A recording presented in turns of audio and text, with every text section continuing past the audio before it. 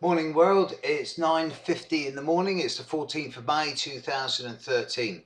As I speak, the moon is at 11 degrees of Cancer, right on top of my sun, but it's opposite Pluto in the sky, square Uranus. As I speak, it's one of those times where everything's just that little bit more tense than normal, but this will pass within a few hours. And it's whilst looking at the position of the moon in the sky this morning that I started reflecting on how the moon actually works for people. Not so much at the individual level, because that's fairly clear, but when it comes to interacting with others. And here we look at the wonderful art of synastry. The way that one person's horoscope impacts on the horoscope of another.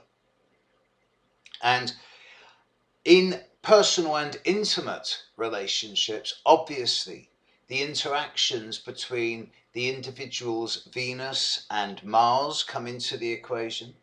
In all contacts, the individual's Uranus comes into the equation because of the need for autonomy and independence within any type of relationship. The sun sign has very little to do with synastry. Individuals will obviously impact upon the individuality of their significant other. But the fact that one person may be a Gemini and the other person a Capricorn, or one person a Scorpio and the other a Virgo, has little, if anything, to do with actual whether people get on. It is much more about the moons. And it is traditional in astrological comparisons to look for harmonious moons.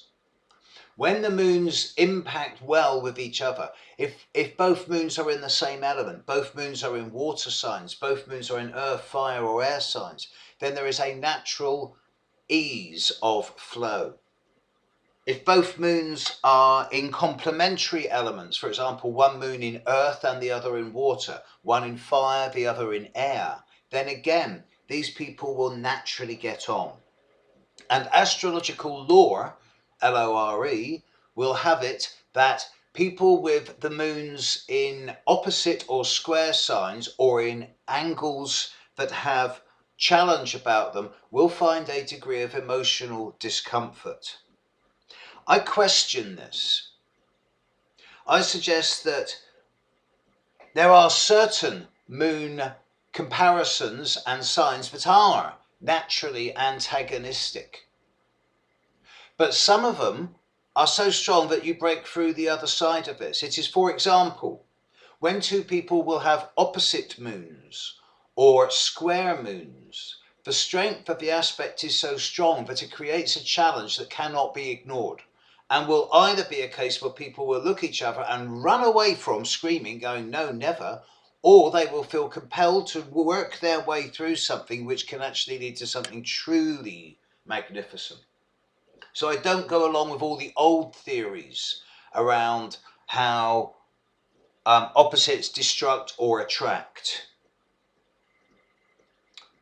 Remember, the planets impel, they do not compel.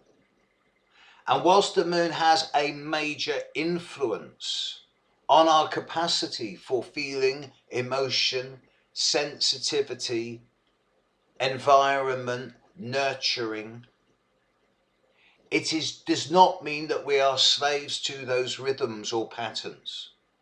The nature of astrology teaches us to recognize those patterns of behavior inside ourselves, to be able to use them to their maximum and to be able to transcend them and rise kind of spiral-like out of that pattern and create something even more refined, sophisticated and hopefully human.